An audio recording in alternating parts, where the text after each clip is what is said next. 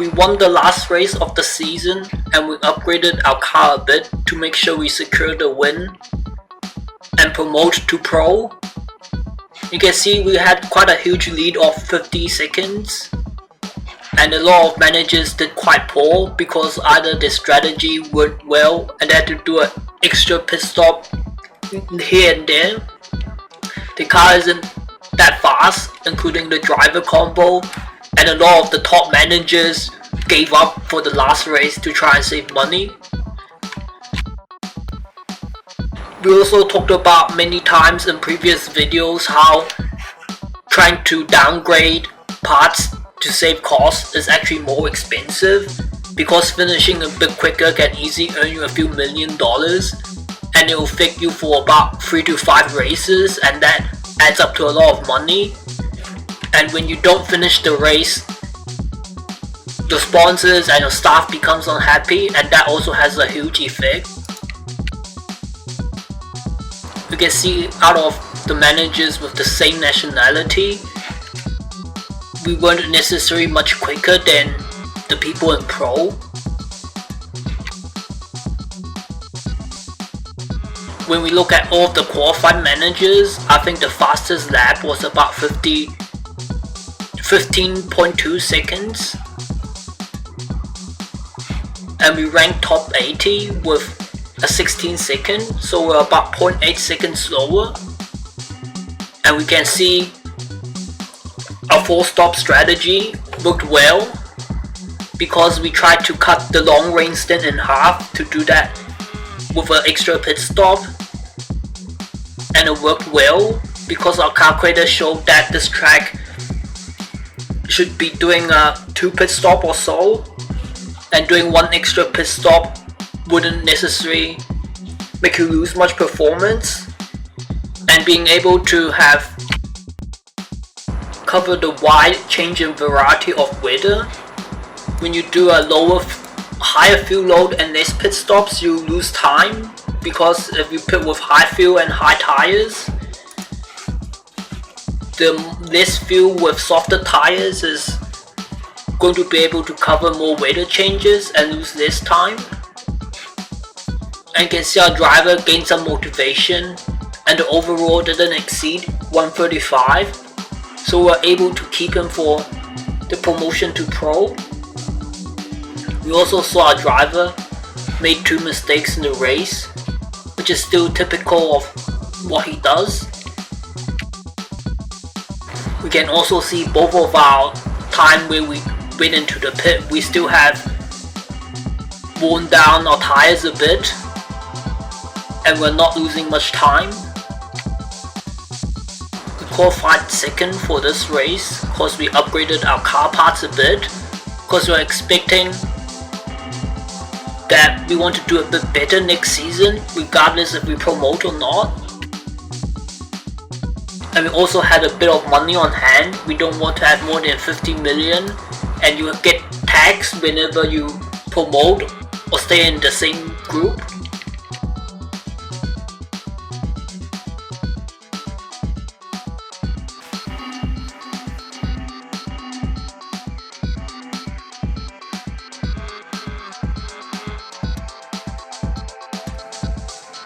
You can see a lot of people pitted instantly when the weather changed to dry. When the weather changed to wet.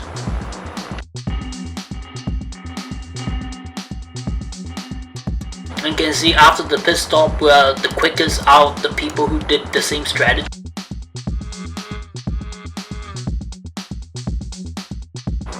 And at this point in the race, if Adriano Wenger actually won and we don't finish better than 5th, we would have gotten depromoted because he was in 5th place for the season standings and we still need a few points to make sure we promote.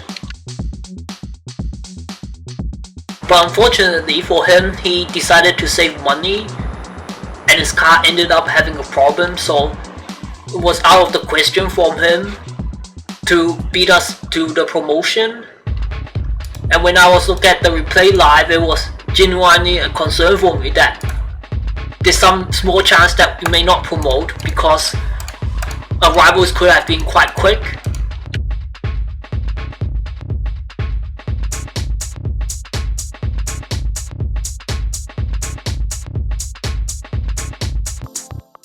When we go to the standings, we can't see the past standings because it's a new season, but we saw he had 36 points, and to promote we need 39 or so. He had 36 points and I had 39 when we started that last race, and that's why if he actually won and we finished 5th or worse, we would have depromoted. I was concerned about that in the race because at the start of the race, the tires were able to last about 4 laps of dry and didn't worn out badly and was able to travel the full distance of the wet weather before needing a pit stop, and that actually gained them some time.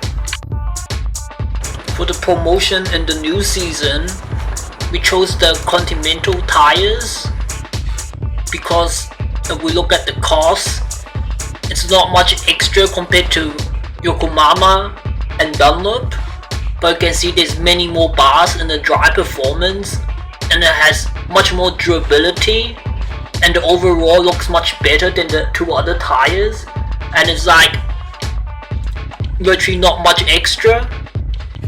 And if we look at Avon tires, it's very bad because it doesn't have any dry performance, and it may not be much or any of an upgrade compared to Pirelli.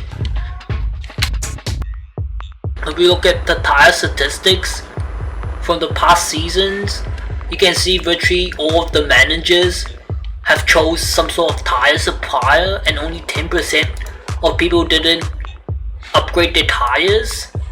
And I think the tires is important because you'll be able to finish quicker and you earn more money, and you get a lot more extra performance that upgrading the car can't give you. You can see for the Pro class, if we finish 30 or so, you get 9.4 million. But if we finish 5 places quicker, we earn an extra million. And we also earn an extra million finishing 5 places quicker again. So if we imagine buying the better tires, easily you finish 5 to 10 places quicker, and that will be about 1.5 billion or so. And we can see that will already cover about half the cost of the tire, and then you get that extra added net of being able to perform quicker and get points in the standings. And I also looked at a few YouTube videos when they talk about the warm-up distance. You can see it has a lot of bars. Apparently they say the more bars it has, the longer it takes to warm up.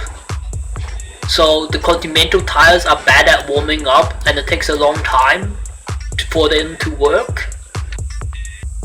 We've already done the qualifying and prepared for the race, and you can see we qualified okay, not exactly at the bottom, and we're quite consistent, and we're not much slower than half of the grid around the top 15, and the tires take a long time to warm up, so they say that our qualifying time will be a bit slower. And for all of the managers that qualified, it's not that bad, our time. We're about the bottom 25%, but we know our driver has the low experience, and our tire takes longer to warm up, so it's slow in qualifying, so you can expect a bit better in the race. You can see the achievements we got for last season. We won the race, got the fastest lap, and got the sponsorship for promoting to pro, and we also get this promoting to pro achievement. And we got reliability expert by not having any technical problems in the entire season. And when we look at the race earnings, if we finish about top 25 or so, our race earnings would be similar, if not the same, to amateur. And and if we do a bit poorly in the race, that's about the race earning we would expect to have. But then we also get this new sponsor for promoting to pro with an insane 1.5 million extra, and that will cover about half the tire costs. So it's a no-brainer to get the fastest tire, and it seems one of the most cost-effective one, because if you look at the even better tires, the stats doesn't seem that good. It only offers us some wet performance, which doesn't really matter because 70 to 85% of the season is dry anyways. And we look at our driver, because we extended its contract at the start of last season, we're able to keep him for this race, this season. But what we actually were thinking is that it's probably difficult to promote the first time you promote to amateur, so it'll probably take us another season to get to pro, and by extending the contract before the overall exceeds the 110 allowed, you don't lose your driver until you depromote. So we'll be able to keep him for another season, but we still stay an amateur, and it'll be very easy after that. And we're going to extend our driver contract again, and it'll cost us about 2.8 million in the extension fees. But every contract you give out is about 1 million it costs, and you have some signing on fees, so that's not much extra money compared to signing a new driver. And we want to do this because when I looked at the driver market, our current driver is still one of the fastest driver, and there are not really other options which are necessarily better. And as long as we are able to not depromote for this season, because we already extended the contract, we'll probably be sorted next season. We go to the calculator tool, and then as I usually do, and paste the results into my own calculator tool. And because they updated their calculator tool a bit, now you have to log in as a free member to use the tool. And then the stats, the driver name isn't in line with the stats, so I have to shift it up one, and then there's a blank space between each different driver, so we have to do the sorting before we're able to put it into the calculated performance. And you can see the best driver out of the entire pro market has 791, 800 and 750 when we include the aggressiveness. And it's only 3 drivers that has this 5 of it has 740 or higher of points, and we reference the points to concentration, so it's equivalent to about 740 points of concentration. And then when we look at the current driver we have that we kept from amateur class after the season reset and the promotion, we have about 722 for our driver performance. And we look at the entire driver market, that's actually top 6 in all of the drivers that doesn't have any offers. And that's basically it. But if we wanted to try hard and find someone who's real good, we could have competed with others in the offers and give a slightly higher money, and we can look at even better options, and that might end up having a few more options. But since we already have the driver contract extension, I don't want to get rid of him unless the stats are quite poor. I think I searched using the criteria where there was 1 offer or less for the driver.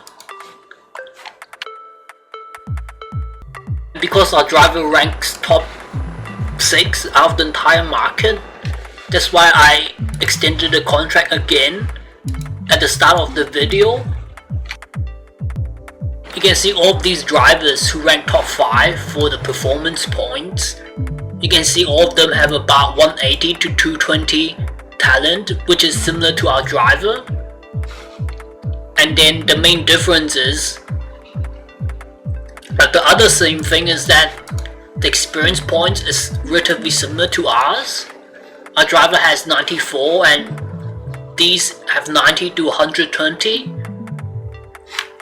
But then they have a bit more stamina, which is 120 or more than 60. And then they also don't have any aggressiveness, so we go back to here and we see a bit more points. It's mostly due to the combination of the concentration and talent and a bit more stamina, and it adds up to a bit more performance points. But when we go back to our calculation for the ranking, we give our stamina, you can see we divide by 2, so 45 points is equivalent to about 90 points of stamina. But what we actually see in the season is that with around 20 or 40 stamina, the stamina drain is relatively similar in the race. And even if you had more stamina to push harder in the race, at about 50 stamina or so, you're already going to a point where your car weight is really high and you're going to break parts in the race because you have a high clear risk. And we've already seen that once, I think, with this driver or other driver in the rookie class, where our clear risk was so high that we encountered the car problems and it breaks down. So more realistically, the stamina will be capped at about 50 or 60 for the points ranking. So it's not necessarily hugely better than our driver, because we also expect it to be difficult in Pro. And I saw on the forums that it needs a few points scored to be able to even retain in the group and not depromote. That's why we're going to manage the season and do things short term and make sure we perform as well as possible for this season. And as long as we stay in this group, then we're sorted for next season, because we extended the contract of our driver and our driver will be OP by next season. And to achieve this, we're really only going to see the testing in the first few races, because other than that, it will be difficult to fit in a testing season without downgrading the parts or upgrading unnecessarily. And then our budget doesn't really allow us to do more than 2 or 3 testing sessions, and about 2 to 3 is optimum for a medium to short term investment in this game. And it's better off that we upgrade the car parts and buy more expensive stuff. We can see that we already done the testing and we tried 25 laps first because we don't know how long the tires would last, and then our calculator tool showed us we can do 45 laps for testing, and that's a bit more than the Pipilletti's, which is about normally 35 to 38 laps or so. And normally if you don't do about 28 or 30 something laps for the first stint, then you have to do 4 testing stints to cover the entire testing session. But because we have the Continental and it lasts long, we're able to do it in 3 stints, and we save some on the car wear, because of the shorter stints the wear rounds up by 1 point and you lose 1 or 2 wear points for the testing session. We can see nearly the entire grid has done some testing for the first race. 29 out of 19 managers has done testing. And because we only plan to do testing for only 2 races at the start of the season, we employed the technical director for 4 race contracts and we got a cheap one. It takes 1 race to get the R&D, then engineering, and then into car points.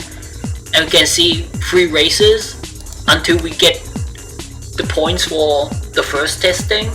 And next race we test again, so we need to have the technical director for 4 races. We also use this GPRO tools and we copied the technical director into our calculated tool, and there weren't many options, especially when we look at the lower salary range, and we're only looking at people who have some leadership and the mechanical and everything. None of them have experience for the OA we're allowed for the pro, and we're ignoring the pit when we put this full average calculation to see which is better. And basically we added the first 4 stats and divided by 4 to make better decisions and be more precise, which is potentially required. And we test a lot in the promotion into other classes. We will need to potentially pay the calculator tool for a few days or a month, and then we look at how they rank each stat and get the OA, and then we can, based off of that, come with our own values to look at which is better. The analyzer one, which is the one we normally use, it also has the driver market, but it's not free. But it also has the calculator for the driver and the TD, technical director stats, and we can pay them the coffee and get access to the paid things for a few days. And then the other thing is copy the values into our calculator tool, so we can kind of have it permanently by copying it. If we look at the season calendar for this season, you can see most of the start races are a bit power dependent and it goes into acceleration dependent, but it's mostly balance, and it wants us to have a balanced car. And at the end of the season, the car performance doesn't matter as much, and we need a good driver for the last half of the season. And we can have a look at our driver, our technical director stats in the GPRO system. And we look at our staff and facilities. We haven't done anything for this season because we're only testing two races at the start of the season. That's why we don't need to upgrade the facilities anymore. We already upgraded a bit at the last race of last season because we don't want to have more than 50 million and get taxed. And we had 45 million for this season, which is just below the tax limit. I think the current facility levels is just right for anyone in the same class, because your budget won't really allow you to do many testing, and you need to upgrade the car parts to stay in contention for promotion or not depromote. And the performance you gain from testing only really comes back as a medium term, and because you lose the performance every race, if you stop testing for a few races, you don't have the performance anymore. So it's kind of like a short medium term kind of thing. So you can't say that we test for every race for this season and next season you're still quick, because you already lose a lot of points when the more races you do, because the more points you have, you lose points even quicker as the races go by, and it's more difficult to gain more car performance the more points you already have. And I know that about 10 or 12 car performance points is which starts to have a very poor return on investment, and you're not really going anywhere by testing anymore. When we look at season standings, we're still top 22 after we spent some money and prepared for the race. When we look at car performance, it's not all that good because we're at the bottom of the pack, which is similar to last season in amateur. But then if we look at the gap, it's not as big as amateur because we have, I think, 7 bars or so. And from our place, actually it's 6 bars. And then from our place to top 9, they only have 1 bar more in car performance points, so which is not a big difference. And only after top 8 in performance, then they have another car level bar. So if we upgraded our car minorly, we'll potentially go up to top 20 or so for the performance. But the tires are also important because there's not a huge difference in the car performance in the grid. So we're also paying for the expensive Continentals, and that would make us a lot quicker in the race compared to the other cheaper options. And obviously when we look at the other drivers, the overalls half of the grid is more than 135, which means they kept the driver from last season and they extended the contract, so it's a bit unfair advantage.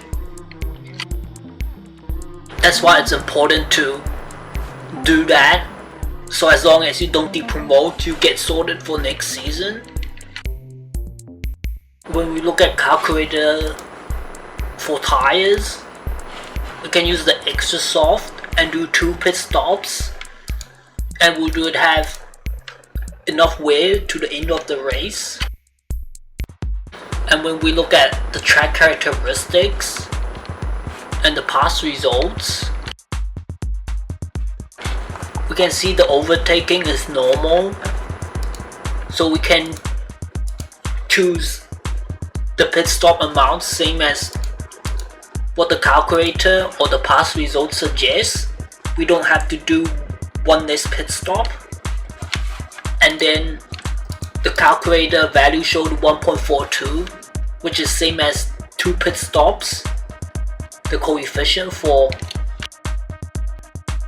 the past results also showed 1 or 2 pit stops was optimum. And we're choosing 2 pit stops because it's not difficult to overtake, so we don't need to do less pit stops. And we will be able to finish the race with enough wear and not exceed about 5% or so, which is really good. And we're able to use the softest tires because our tire has a long life and we pay for the better tires. And we also accounted for the extra wear, which is the 5%, and normally we see a bit less wear in the race.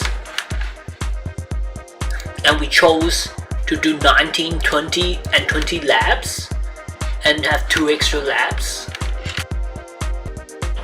We choose this strategy because it's really hot in the first 2 stints and the tire wear will be high, so we leave the longer stints to mid of the race. At the end of the race, we will be able to see a really high wear without much problem because it's at the end of the race and we may not need to do the 2 extra laps.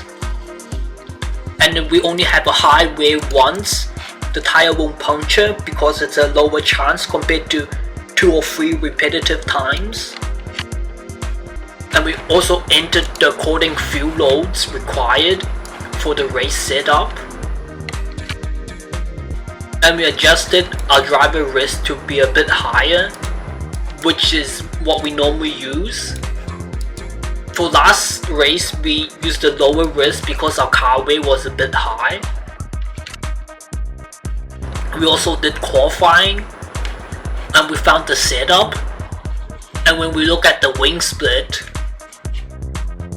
when we take away 120 points of the wing split, 6 and 7 lap, we had a similar lap time, and we put about center for the optimum. We only saw a very little improvement in the lap time. And we can also go into our calculator tool and have a look at what values we use during the calculation. And we added the temperature compensation for Q2 and the weight compensation for the race setup. And we also got the weight values from the online calculator tool.